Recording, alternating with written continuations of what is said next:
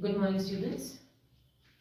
In the last lecture, we had read about half of the story. I had explained about two friends named Sue and John C.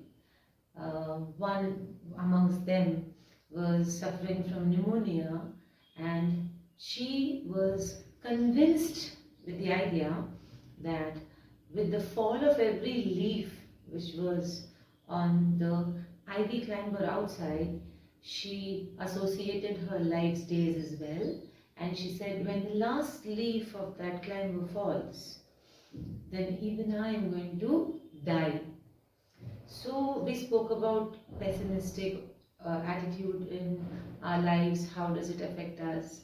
How the other friend tries to like let her not allowing her to think that way. She leaves no stone unturned to see to it that her friend lives a healthy life and goes on with her life, doesn't give up on in her life.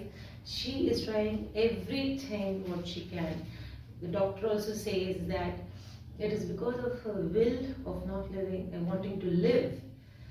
That is why she is not recovering from the disease, nor then she can easily cope with what she is suffering. Now let's see further what happens in the story. Does pessimistic attitude win or optimistic win? Let's see. Page number 46. We had stopped at para number 2 from the top. Try to sleep, said Sue. I have to paint an old miner. I will call Berman up to be my model. So she's telling her, the friend, that please sleep because you need rest. And now because these people need money also to survive, the other friend says that he wants to paint the portrait of an old miner, and she wants a model for that particular portrait. So this one wants a person named Berman who lives in their own apartment, and he lives on the ground floor, and she says that he's going to be my model. Sue rushed down. Berman lived on the ground floor. He was a 60-year-old painter. His lifelong dream was to paint a masterpiece, but that had remained a dream. Any person who's an artist wants to, in his entire lifetime, at least once, draw something or sketch something or create something which was the best creation in his entire life. That would be called his masterpiece. Even he had a dream that he wanted to create a masterpiece.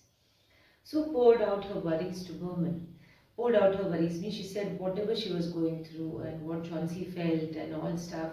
She's associating her life's days with the leaves falling off outside, and all her worries she shared with Berman. She told him how Chauncey was convinced that she would die when the last leaf would fall. Is she stupid? Asked Berman. How can she be so foolish? She's running a high temperature, complained Sue. She refuses to eat or drink. That worries me a lot. If you have high temperature, if you're suffering fever, you obviously have to feed your body so that it gets the energy to fight back. Once you give up on eating, the body consumes itself to fight back, which actually makes you weak.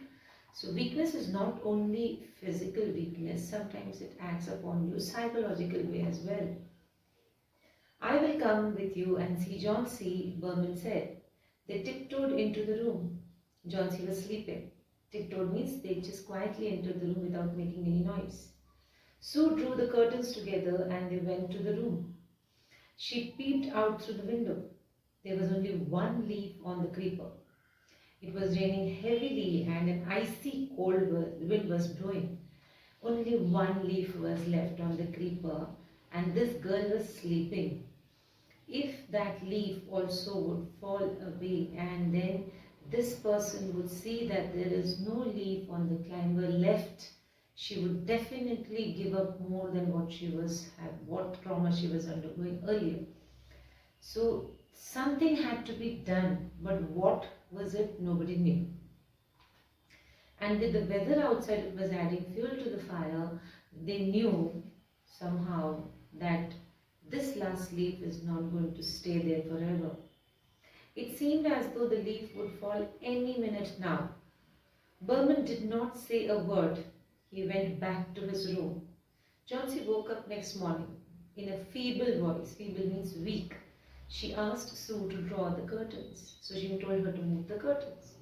Sue was nervous. Now, Sue did not check on the leaf whether it had fallen or not, but she knew that there was only one left and couldn't survive the storm. She drew back the curtains very reluctantly. Reluctantly means you hesitate to do something. She didn't want her to see that the last leaf also had fallen off, but she had to because the other friend had told her to. Oh, Sue exclaimed as she looked at the vine creeper. Look, there is still one leaf on the creeper. It looks quite green and healthy in spite of the storm and the fierce winds. It didn't fall. So immediately when Sue sees that the last leaf hadn't fallen and it is fresh, green, healthy and it had survived the storm, she tries to promote the idea in Johnsy's mind that see, if that could survive the storm, yesterday night's storm, even you can get well soon. I heard the wind last night, said Johnsy. I thought it would have fallen. It will surely fall today, then I'll die. Still, she's under the same mindset that this leaf is going to fall and I'm going to die. So someday today my leaf will fall. So what if it survives the last night's storm? You won't die, said Sue energetically. Because Sue had all the optimistic attitude in her life, she said, you won't, with an emphatic manner, she said, you won't die. You have to live for your friends. What would happen to me if you die? So that's what friends are. They actually bring that kind of energy in your life to say that don't give up. Johnsy smiled weakly and closed her eyes. After every hour or so, she would look out of the window and find the last leaf still there. It seemed to be clinging to the creeper. Clinging means holding on to. In the evening, there was another storm, but the leaf did not fall. Johnsy lay for a long time looking at the leaf. Then she called out to Sue. She was continuously looking at the leaf and she was noticing that this wouldn't fall. Why wouldn't it fall? All questions would rise in her mind. Why is it not falling?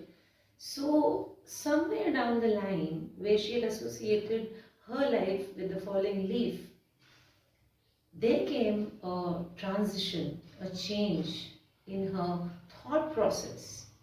What Sue had been trying to again and again put in her mind the thought that if this leaf has survived, even you can survive. So that transition did come in Johnsy's life. Let's see. I have been a bad girl. You have looked after me so lovingly and I have not cooperated with you. I have been depressed and gloomy. Gloomy is sad. The last leaf has shown me how wicked I have been. So wicked means I have been so inconsiderate that you have showered all your love and care and concern for me and I was not reciprocating anything at all. So she knows that she was wrong. I have realized that it is a sin to want to die. A sin is something which you do wrong. So she says, to want to die is a sin when the destiny doesn't want you to die. If God has created you and God has given you a lifespan, you will live that in those many days. You cannot end up your life before that. Sue hugged Johnsy. Then she gave her lots of hot soup and a mirror. Johnsy combed her hair and smiled brightly. So there came a change. She drank that soup. She felt better. And then Johnsy was like she was given a mirror. So Johnsy combed her hair and then she looked at herself, the reflection in the mirror, and then she smiled very brightly. In the afternoon, the doctor came. After examining his patient, he told Sue, Johnsy now has the will to live. I'm confident she'll recover soon. Now I must go downstairs and see Berman.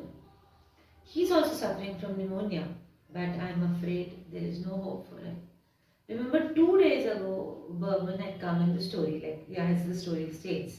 2 days ago, Berman had come and he was hale and hearty. But he also started suffering from pneumonia and the doctor now says he's in a bad state. He won't be able to make it. For John C, the statement was different, and there he said that she had chances but she'd given up on her life. But here it was different. He says that there's no scope for the old man to live. The next morning, Sue came and sat on John C.'s bed. Taking John C.'s hand in hers, she said, "I have something to tell you. Mr. Berman died of pneumonia this morning. He was ill for the first 2 days, only for 2 days. The first day, the janitor found him on his bed." So the janitor is a person who takes care of the building. So the first day, in only 2 days, he had suffered pneumonia and he died. So the very first day, the janitor had found him on his bed. His clothes and shoes were wet. That means he was not in his room. He had been out in the store. His clothes and shoes were wet and he was shivering. He had been out in that stormy night. Remember what weather had been discussed earlier? It was icy, cold wind blowing, and in that kind of weather, no sensible person would move around. So there should have been quite a good reason for this old man to move out in that season, in that kind of weather. Then they found a ladder and a lantern still lighted lying near his bed. Ladder is, you might be knowing, seedhi, what we call in Hindi, and the lantern, it was still beside his bed and it was lit. There were also some brushes and green and yellow paints on the floor near the ladder. Anybody can guess now what has happened. "John C. dear," said Sue, "look out of the window. Look at that ivy leaf. Haven't you wondered why doesn't it flutter when the wind blows? That's Berman's masterpiece. He painted it the night the last leaf fell." So this man knew that leaf wouldn't survive the storm. So he got onto the ladder, he took the lantern along with him, he took some colors. He was an artist. He painted an ivy leaf on the wall so as to, from where John C. was seeing it, she would feel that it's realistic. Now what he wanted to do is, he didn't want her to give up hope. So that was the plan of action he had in his mind. That's how he could help a person who was associating her life with that leaf, wherein he gave up his life to promote the thought of optimism. So the moral of this particular story would be, no matter what circumstances come in life, don't give up. Giving up is easier. Remember that. You in your teenagers, you say that we can do anything at all, and you won't opt for the easy option. Giving up is easy. Fighting up is difficult. So definitely question yourself. Do you want to do the easy task or the difficult one? So easy task is giving up. Difficult one would be boss saying, "Wait, boss, I can take control of my life and even after taking numerous wrong decisions, you can come back to normalcy and say, I have learned from my mistakes. I would come back with all the zeal and energy in me to not repeat them and to do better in my life." So there will be somebody in your life.